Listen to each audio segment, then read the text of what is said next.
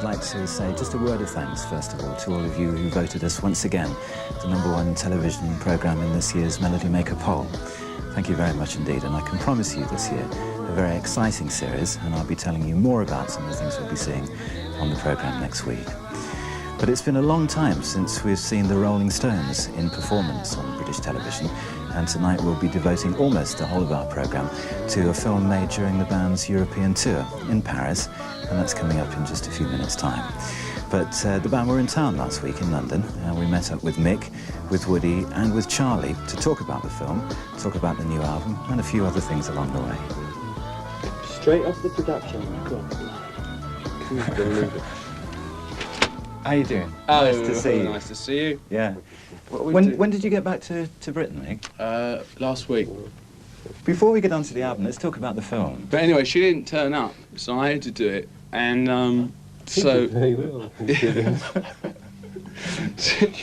you notice that during the film that I'm very in between numbers changed jackets and trousers very quickly. This is because I'm very good at changing jackets and trousers very quickly. You did film it over a period of, what, 3 days, was it, Mick? Yeah, actually. Yeah. Which accounts for the trouser changing.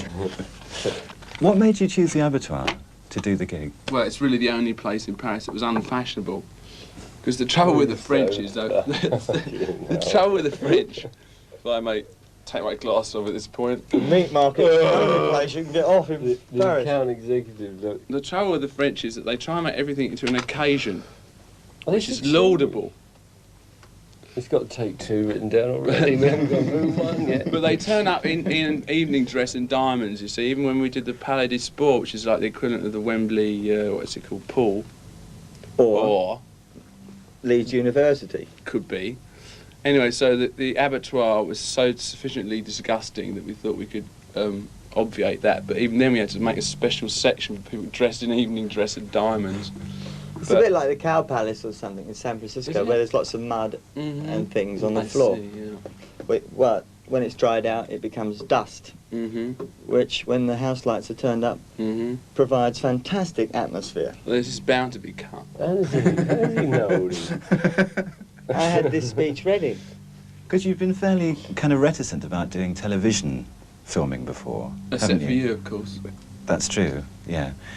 I mean, is that the reason that you decided to take the best of 3 days, so that you could pick off the very cream of the performance you put on there?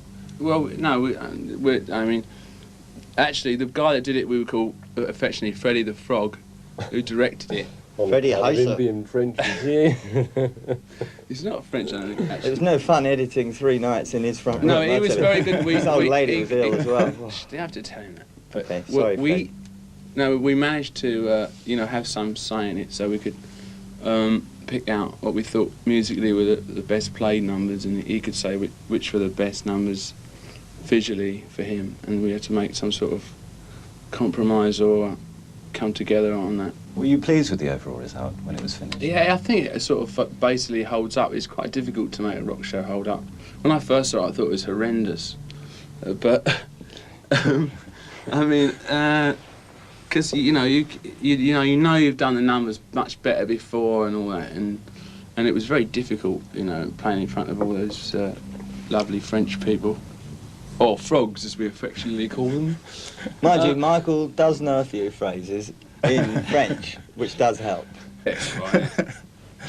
Let's talk about the new album at this point, if we can, because I mean, one of the things that interests me so much about it is the width of material you cover in that album. I think we say width of the album. Yes, right. I mean, how did you go about the selection process for the tracks? Oh, God. For a start. Well, I listened to every show that we'd recorded and picked the best ones. How many With hours Keith, did you have, Mick? You must have had a lot of material. Well, 54 shows. Roughly 2 hours a show. Yeah. But I didn't actually listen to them all. I mean, I knew half of them were rubbish and half of them weren't properly recorded. That's not fair to the people in Cleveland. No, But I mean, no, well, yeah, that's basically just listening to them all and then putting them all together. And then, of course, some of the tracks had to go. And then we also wanted to do, excuse I, something different, a bit from this usual hi everybody, 100,000 seater stadium. So that's why we did that's how there is no side 3.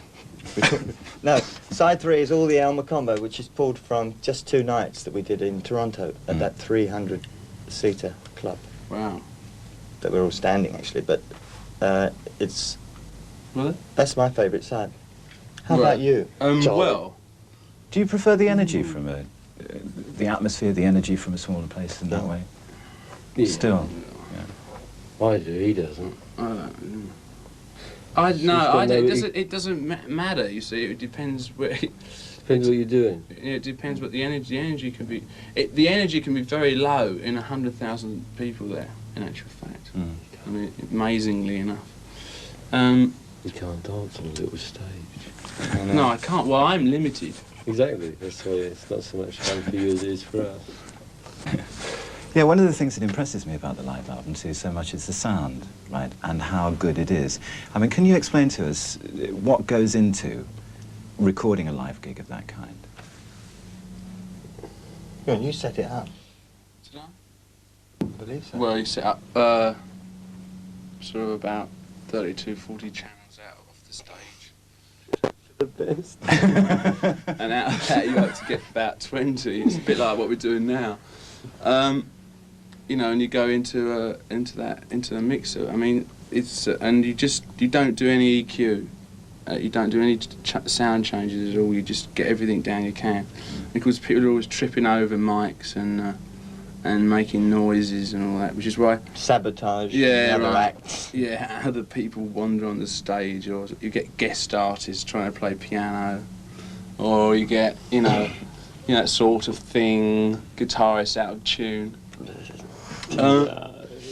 Drummers missing beats. Before we joined this, That's Charlie, no for our time. No, but you just you set up a whole bunch of mics. The only thing is, I don't think you should record it like that at all. But I mean, you can't get any recording engineer to record it how you want, because they record it all so close, and they never take any notice of the sound in the hall. You see. How do you think it should be recorded? I think it should be recorded just like there's a certain point where it must sound really the best. You know. Which is a cross between the mics on stage and those placed out in the audience. Yeah, about sort of 20 rows back or something like that. And then you needn't have to mix it so much as you do, but they don't ever do that properly for some reason. They don't know themselves, and so probably because they want to mix it all afterwards. It's so clean. So how mixed is that album? Well, it's very mixed. I mean, it's got to be, because it's all mixed. I mean, obviously you get an audience track in, you know what I mean.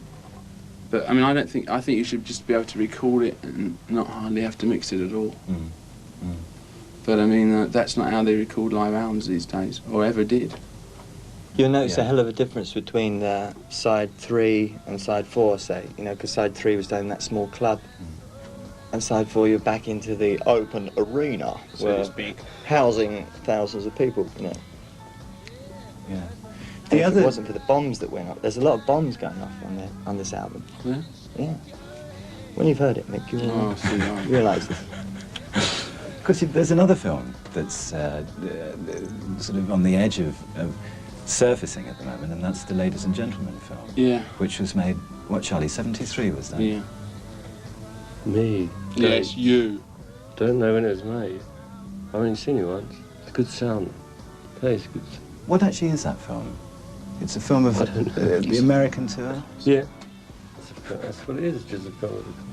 It was actually meant to be a movie, But what happened? Don't ask me. We couldn't get It's it. supposed to be we couldn't playing. get it. It might be We playing at the Rainbow. we had a or something. great idea to make a movie, but Yeah. using the colour, which is the live bit. I'm totally against it But unless it they didn't- overtop it never me. came out. He's not on it. Oh yeah. Thank goodness. No, you're not. But it just came out as straight on the stage thing.